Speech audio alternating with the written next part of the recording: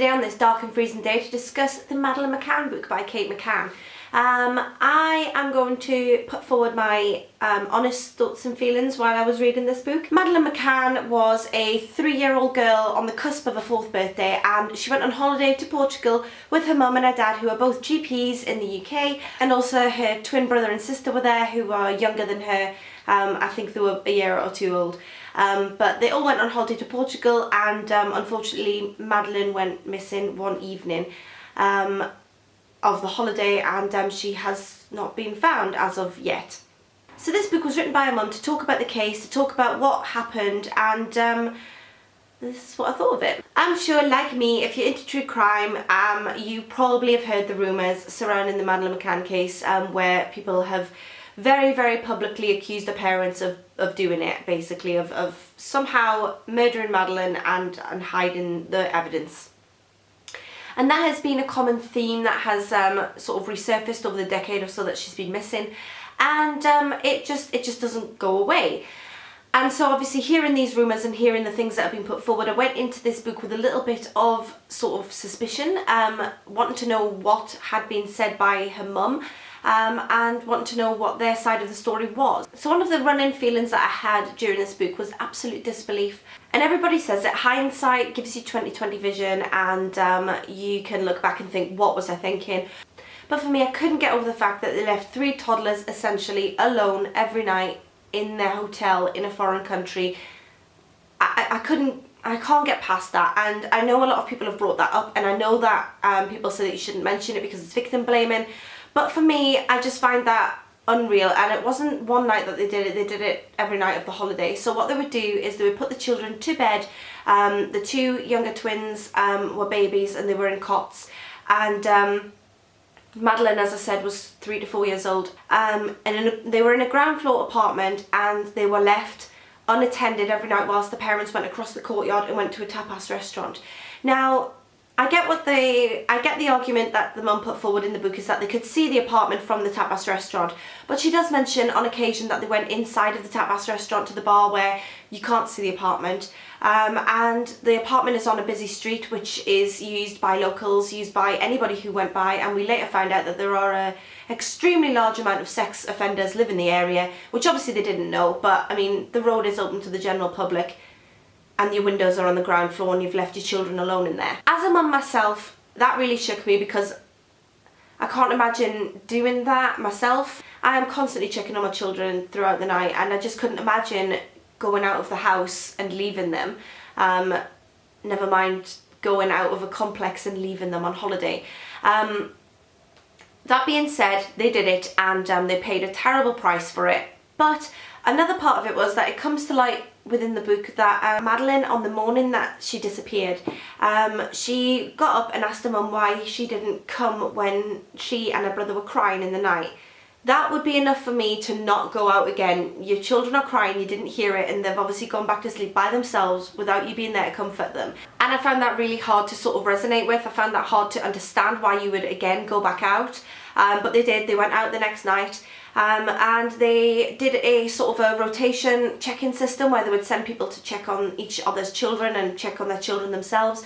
And Madeleine's father came in, and the door to the bedroom was open when he'd left it shut, and he shut it again and went back out, whereas again, that was another thing I just couldn't understand. That would definitely be enough for me to dissuade me from going back out again, but they didn't, and unfortunately Madeleine went missing that night. The next thought that I had was that the behaviour afterwards was a little bit strange.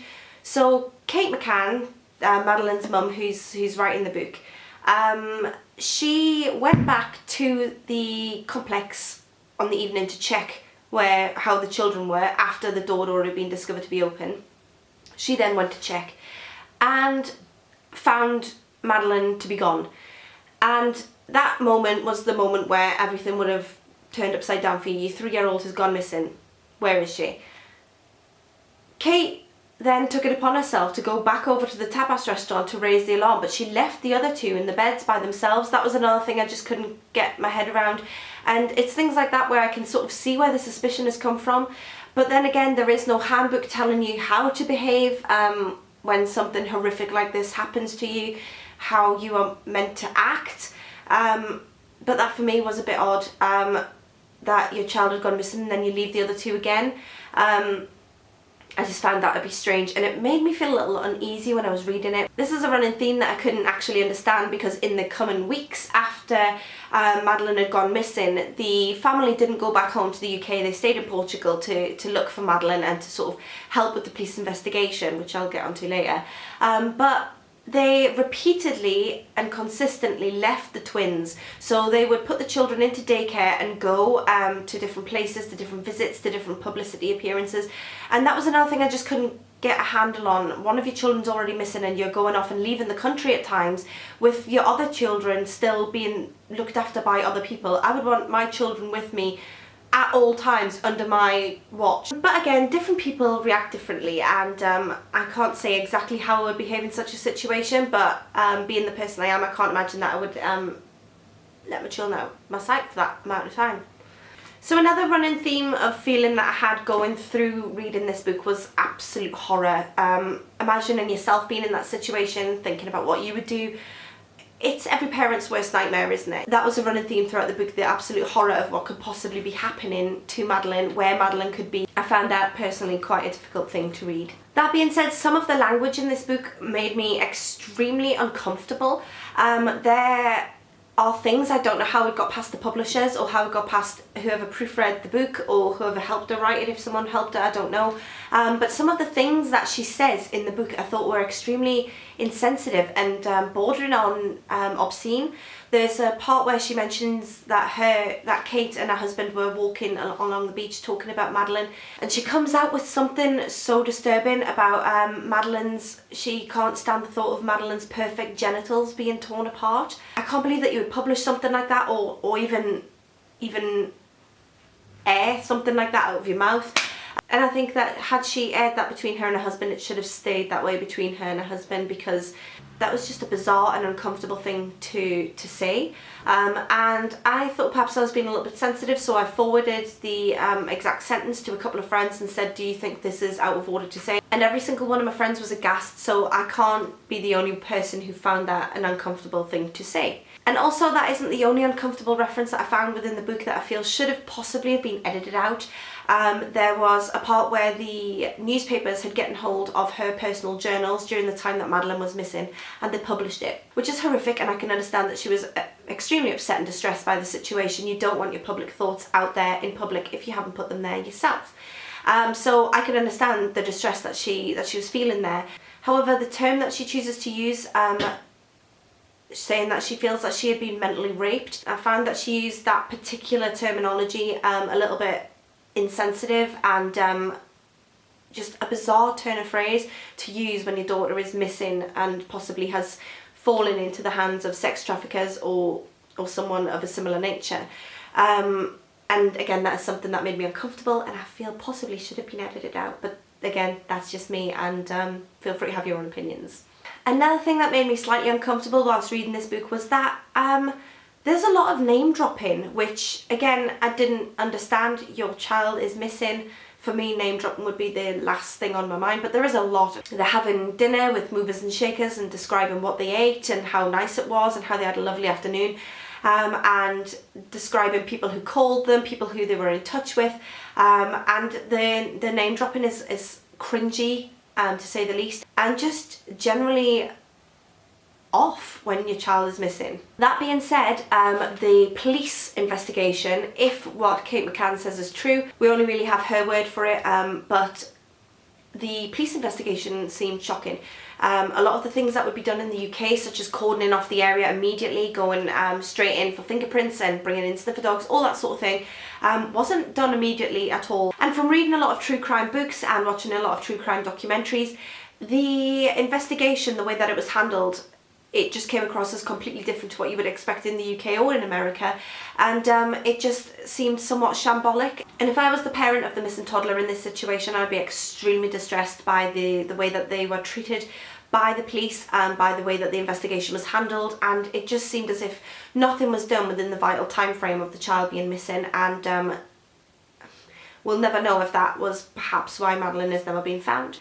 And it's just sad, and there's nothing you can do about it when you're a guest in a foreign country. There's just that their hands were tied, and it was awful, and it's upsetting to read, and it's frightening to read. That was another thing that stuck with me from the book. So since I've already put forward that Kate and Jerry McCann were at one point declared suspects in the case, and for some reason the British public have latched onto that and never let it go, I will say that if you are wanting to sort of know more about that and to sort of see if they incriminate themselves in this book, for example, Kate addresses quite a bit within the Madeleine book about the things that have been put out there in the media, such as the very unfortunate no comment interview that Kate gave to the police. So my battery just randomly died. Let's take two. So I was saying that really unfortunate no comment interview that Kate McCann gave, that has circulated social media quite a lot. There have been a lot of comments about it. A lot of people have brought up the questions that she was asked and the fact that she refused to answer them, and that has been hugely detrimental to their cause. But Kate McCann addresses the no comment interview within the book, and it makes a lot of sense when you read what happened. It wasn't the first interview that she was given, as you are led to believe when you see it on social media. From what I've seen on social media, Madeleine McCann went missing. Kate McCann was asked a few questions about her daughter and refused to answer any of them. And that has been what has been the general sort of consensus. However, in this book, Kate says that this is actually way down the line. She was initially very helpful with the police interview. The no comment interview came when they were declared suspects and they were advised by their lawyers to do a no comment interview, basically, and that is what happened. So it's little things like that and little things that you've seen on social media that are cleared up within the book. And so if you're interested in the Madeleine McCann case, I would definitely recommend this book as a ticking point on your checklist, because it does address a lot of the issues, yet it does create some itself. And if nothing else, it should be a tale of caution about why you should be careful when you're on holiday or at home or anywhere. You need to be careful, and unfortunately the McCanns have paid the highest price possible. They still don't know where Madeleine is. As of yet, she still hasn't been found. Hopefully she will be at some point in the future, and the McCanns and the general public will get an answer as to what happened to Madeleine. But I would definitely recommend this book, and if you have read it yourself, I would love to know what you thought, and I would love to know if any of these sort of things that made me uncomfortable also irked you a bit. If not, if you think I'm just being a little bit oversensitive, feel free to tell me. I can take criticism, I'm a big girl, and I will speak to you all soon. Bye for now.